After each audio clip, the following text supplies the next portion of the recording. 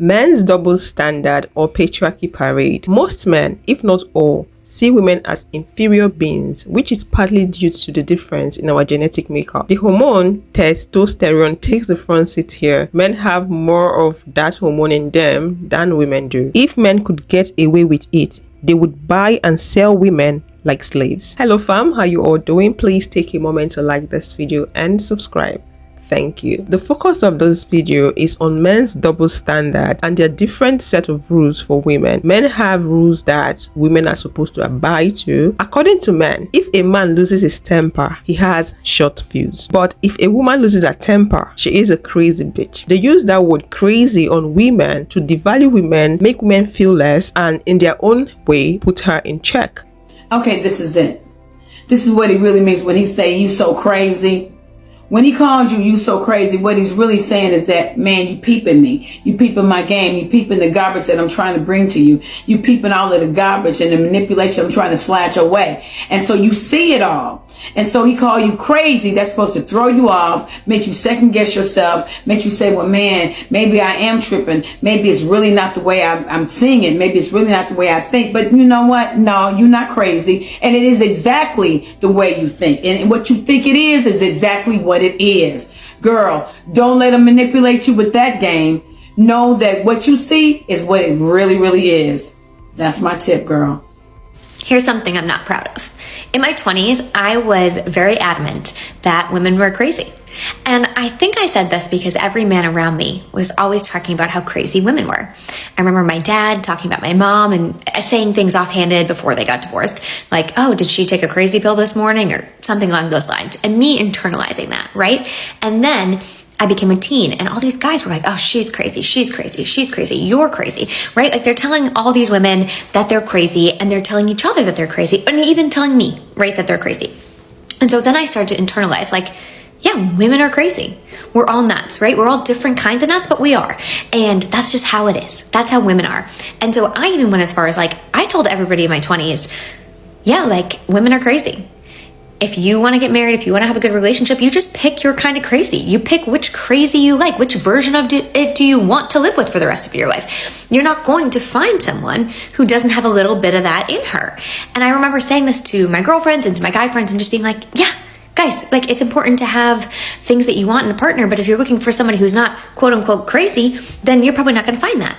And that's because I had gone so far as to think that it's impossible that we aren't crazy. That of course we are. Everybody's saying we are, so we must be. And now I know, in my 30s, that we're not crazy. Those were words that were used to devalue us, to dismiss us, to diminish us. They are there to make women feel crazy. But we're not crazy. That's what I've learned. We're not crazy. The world has conditioned us to believe that being a woman is inherently crazy. The things that women want, the emotions women have are crazy. They're not crazy. They're completely normal. The difference is men have been taught to suppress their emotions, pretend that they don't exist unless it's anger, and then that one's allowed, right? Anger and violence, totally fine. Emotions, God, no. Being crazy is totally normal because we're not crazy. That's not a thing, okay? So if you, like me, have used that language against yourself or your friends or other women, I encourage you to really step outside of yourself and try and think, are we crazy? Or have they just told us we're crazy? According to men, if a married man takes a mistress, he is unfulfilled as a father and a husband. But if a married woman takes a lover, she is unfit to be a wife, a dirty slut to boot. What men are saying is this: it's okay for a married man to have a side chick, to have a mistress, to cheat in his marriage, but it's not acceptable. It's not okay for a woman to have a lover outside of her marriage. It's not okay for a woman to cheat because she's a woman. Only men are allowed. So they made these rules for women to follow, but they are above the rules. The rules are not for them. Only women are supposed to abide by their rules and follow those rules. Does it make sense? Are they God? What is good for the goose is good for the gander. Just to make modern women accept their rules and for it to make more sense to women, they're now using science to give reasons why men are allowed to cheat. Women are not allowed to cheat. They tell men once a woman cheats on you, don't accept her back, because for her to cheat, it means that she already has plans to leave. But a man can cheat and come back. Excuse me. They are taking women for granted. They think women are fools. If a woman cheats on you, never take her back. Never take her back. It don't matter if you cheated 1,000 times. If she cheated on you, don't take her back. So that's the answer to that. The reason men don't forgive cheating is that men's technical imagination is more profound. He's going to have these mental images that are very detailed and include fluids of what happened and where it happened. He's going to be thinking about your faces that you made, and he's going to be scarred. And this is going to harm him every time he looks in your face. Women don't really have that. You know, women more so have like this emotional connection. Like, hey, did you love her? And if you didn't, well, then you're scot-free. When a woman cheats, walk away. The relationship is done. Don't even try to fix it. Just walk away. I'm telling you, for your own good, because it's a lot different. I'm not saying that men cheating is not bad. I'm not condoning men, but it's different when it comes to a woman. Men care about sex a lot more. Men have about 7 to 15 times the amount of testosterone that a woman has. Testosterone in itself is a libido boosting hormone. So men care about sex a lot more than a woman does. On top of that, the physical act in itself. He's on top of you. He's taking you home. He's throwing you around. He's inside you. He's dominating you. Men conquer women when they cheat. Women get conquered. You're spreading your legs. You're opening up to a man. This man is stronger and more powerful than you. And I want you to understand this too. In a raw level concept, a man doesn't have as much of a biological input when it comes to sex. Because of contraception today, we have 41 different types of contraception. 2, if you consider pulling out an abortion contraception, which is kind of different mindset, different argument in itself. But you have 41 different types of contraception.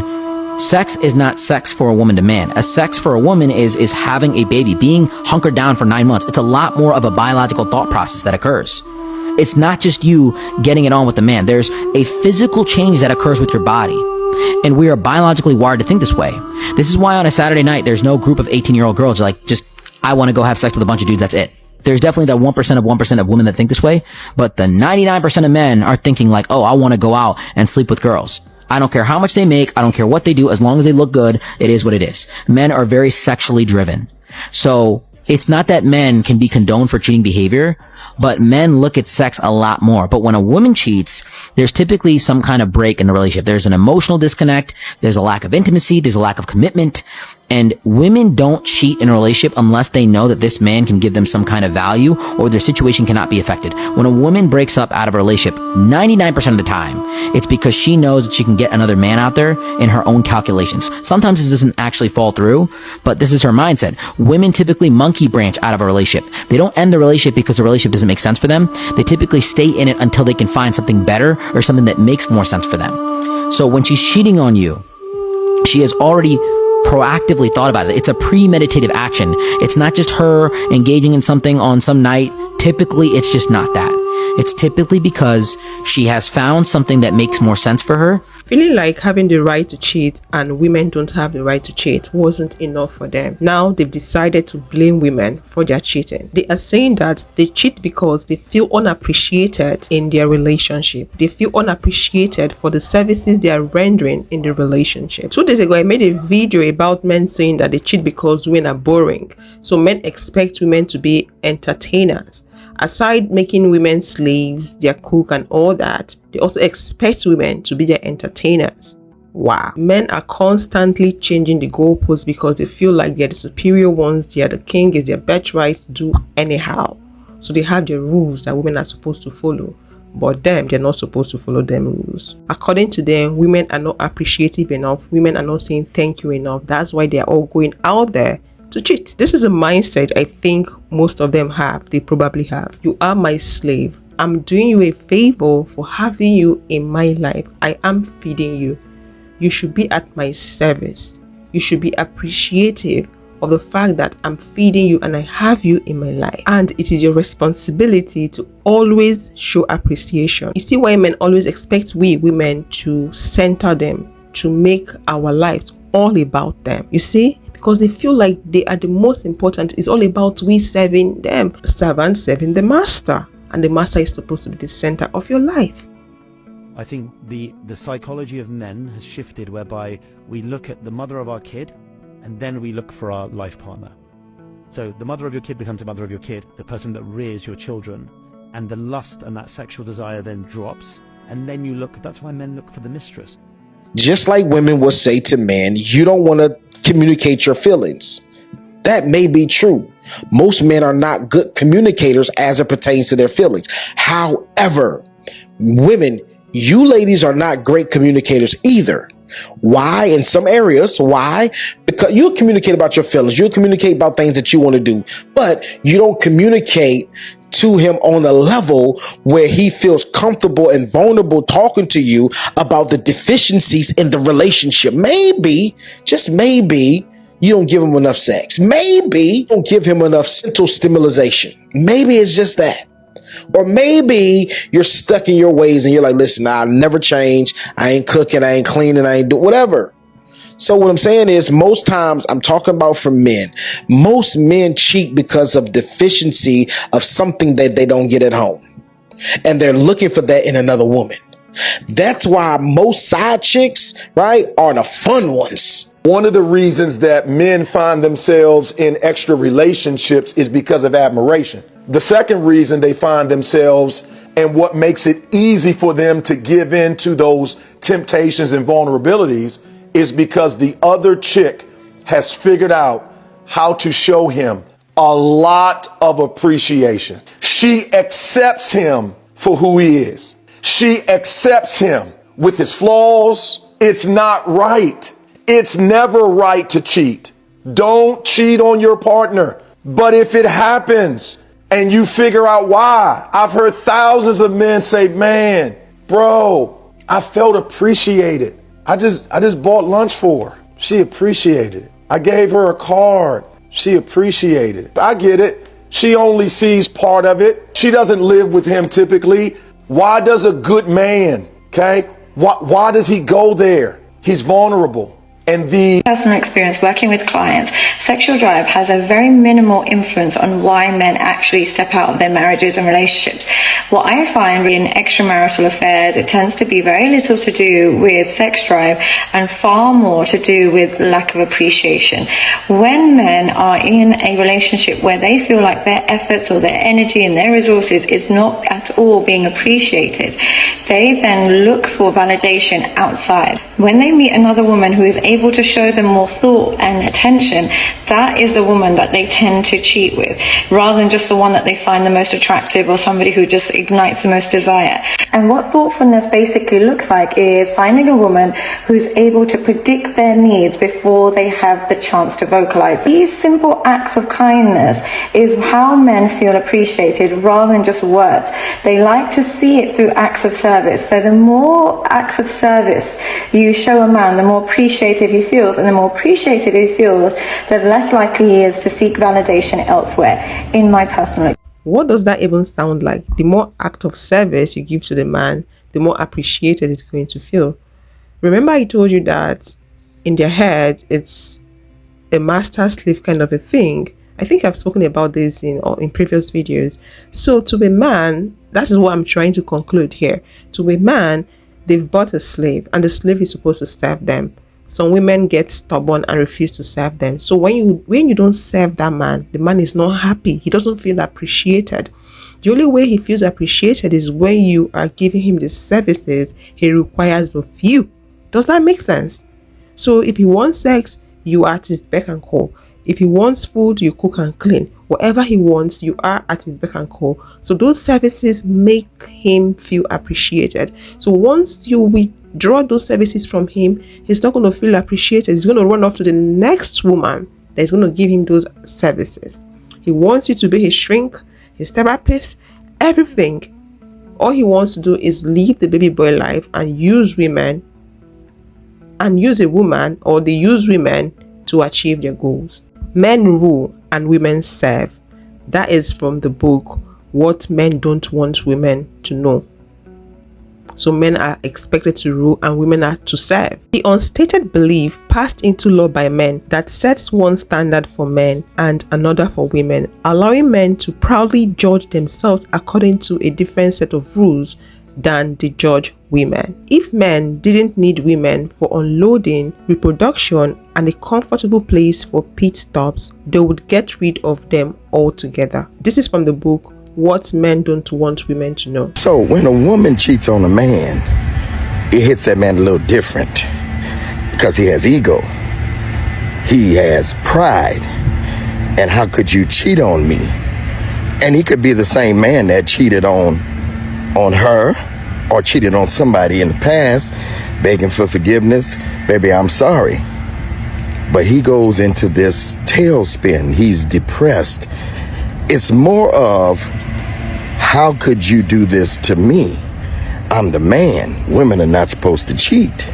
Women are not supposed to go and find somebody else. When a woman cheats, it hits a little different on a man. He's not as strong because he imagines his woman being loved by another man, being made love to by another man. He sees it in his mind. And a man can't handle that. A woman can handle it a little bit better than a man. Because when a woman cheats, it has a whole different effect on a brother. Go with God. Men genuinely believe that they were born to rule, and until you can physically kick the shit out of them, that's the way it will stay. According to men, a woman with a high body count is a slut and is not fit for marriage. A woman is expected to have a body count of around 5, while some of the men say 10. However, for men, the number of women a man sleeps with does not matter. While some men are advising that a man should sleep with at least 50 women before they consider getting into a serious relationship. Some studies have proven, according to them, that the higher the body count, the more likely the chances of divorce and infidelity in the marriage. So men are allowed to sleep around, do anyhow. Women are not allowed to sleep around. I'm not in any way encouraging women to sleep around, but I'm just trying to point out the bias in men and their reasoning, the inequality in men and their thinking. They feel like they are the Lord, the superior being, and they own women. They give the rules for women, they don't follow the rules, and they do anyhow. They dish out the rules for women and expect women to follow the rules because in their head, they are Lord over us. The acceptable body count for a woman in the UK is 4. And any woman that has had sex with over 4 people should be considered a whore. It's just so strange because it's literally a made-up concept. So why are we telling people that they're a whore because they've had consensual sex with more than 4 consensual adults? Why is that a big deal? It is proven that with the number of sexual partners that a woman has before marriage, it exponentially increases the likelihood of divorce. No, you're right. Even with just 1 partner and 2, low body counts. Yeah, the more premarital sexual partners you have, the greater likelihood of reporting relationship dissatisfaction, the higher likelihood of infidelity, higher likelihood of divorce. But the way the dating landscape is that men are not really incentivized to commit because women will have sex with a dude on the first, second, third date. So women dictate whether there is a hookup culture or not. Yeah. And I don't think men or women are particularly satisfied with status quo. So if we want to see us straying away from a hookup culture, women are going to have to lead the charge on that. The studies show that for marriage, the marriage happiness levels are low for men and women after 20 bodies. For women, it's 14%, and for men, it's 18%. Yeah. So it's we're both going to be less happy in a marriage after a high body count. There's a huge belief that guys can sleep around just as much and it doesn't do anything to them. What's crazy is there's a prescription that Myron gives out from Fresh and Fit. He says that you should get at least 50 bodies before you start looking for a serious relationship or getting married or something. I know that that's not a good thing. If me up, I know that I have issues because of it, and I'm just being honest with other men whenever I say it's not true that that's not going to affect you. The biggest thing is that you could pass by a really good girl at 10. Yeah. She's the one that has the most burning genuine desire. She's the one that's going to be the best person for you, but because you have this idea that you have to get up to 50 first, you're going to completely just say it's your number 23, you don't get it. You know, it's exactly, what the Why are men so concerned with women's body count, but men's body count are twice as much, but obviously don't matter? Well, here's the thing. You have to understand that there's a great difference between males and females. Men and women are not the same. You are not equal. Men mark their territory. The higher your body count is, the less likely he can bond you and bind you to him as his property, right?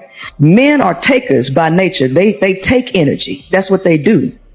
So the more men that you're with, the more value you lose because you got so many men taken from you, right? After they done took so much from you, what do you have to offer after that? Nothing. So as a woman, why would you want a high body count? Why would you want so many men taken from you so that you can be depressed? You can have anxiety. You can have all of these demons inside of you. I left my boyfriend and I've been traveling for 10 days and I've slept with 22 people in that 10 days. My goal was 20 and I just hit 22 this morning. It's 1 p.m. now here in Paris and I need to check out because I'm going home. I really doubt I'm going to get another one on the board, either on the plane or like on my layover. So I think 22 is where we're going to cap it out. But how did I go? The world is ready for the asteroid to hit. At this point, we need to fucking welcome it there. 22 bodies in 10 days. And she's open to get more. Yo, deep that's somebody's daughter. Unlucky. What she doesn't understand is she's not hating her ex. She's hating her own fucking father, like. She's a disgrace to a whole fucking bloodline. Crazy. She'll be the type of bird when she's 30, 35. No man wants me. Yeah, 'cause you've been fucking ran through, like. Know what I'm saying? She's for the fucking streets. Stay woke in these streets, like. Big brr. Men are always blaming women. You heard the guy say women are expected to take the lead and stop the hookup culture. So he's saying women started the hookup culture and they have to stop it. But we know that's not the truth. They always shift blames and the blames they dump it on women. Thank you so much for watching. Please don't forget to like, subscribe. If you'd love to watch a video about men exposing other men's dark secrets towards women, click this video here and I'll see you guys in the next one. Bye bye.